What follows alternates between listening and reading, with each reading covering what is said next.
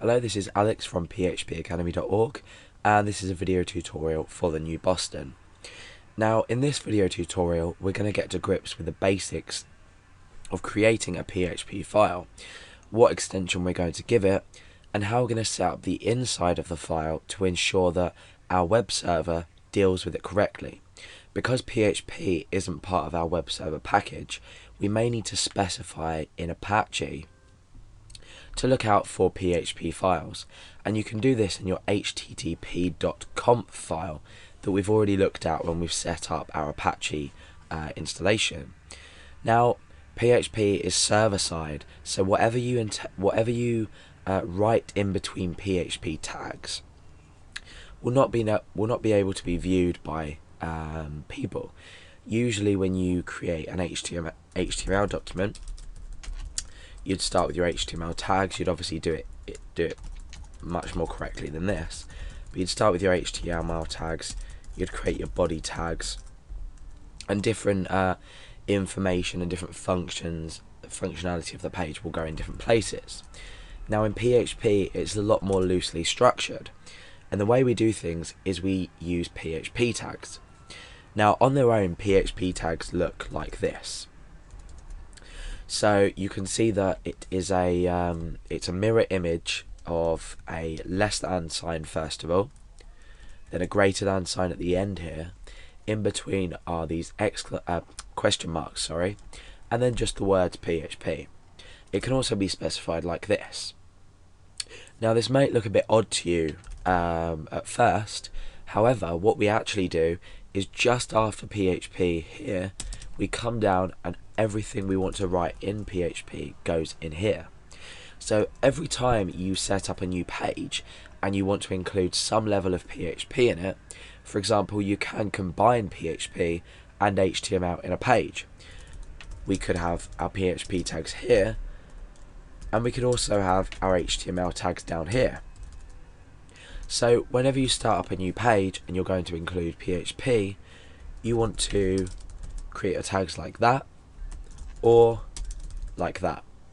I'd probably recommend the use of the PHP notation at the end, at the start. So these are your PHP tags. PHP code will go inside here. So how do we go about saving our file so it can be interpreted properly by our web browser, or our web server, sorry. So we go ahead and we save the file. Now, I have a folder inside my htdocs folder called series, and this is where the videos, or the code for the videos for the whole series, will go. I've created a particular folder here called first file. So this is how we're going to access it in our web browser. We're going to go to localhost, series, first file, and then we're going to have our file name here.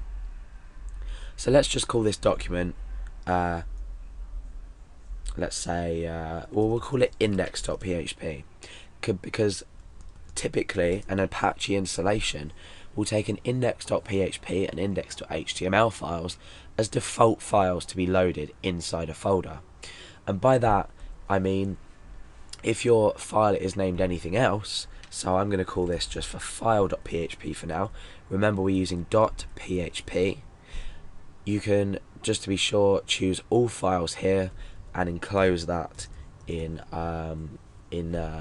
double quotation marks, just to make sure your text editor saves it with a correct file extension.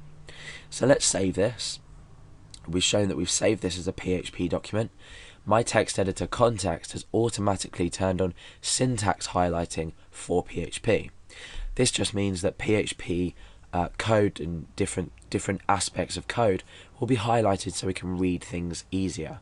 For example, variables are green, and function names are typically a grey colour, and things like keywords, so for example for each, which is a language construct, are blue. And it depends, so strings can be brown, for etc, etc. So we've got this file and we've saved that. Now if we come in here and refresh our browser, you can see that the file appears here. Now if I click on this, that's our PHP document ready to go. We can start programming and we can start displaying output to the user and calculating. And as you can see, if you've clicked to view the page source, there's nothing there. So let's combine some HTML with PHP and see what happens.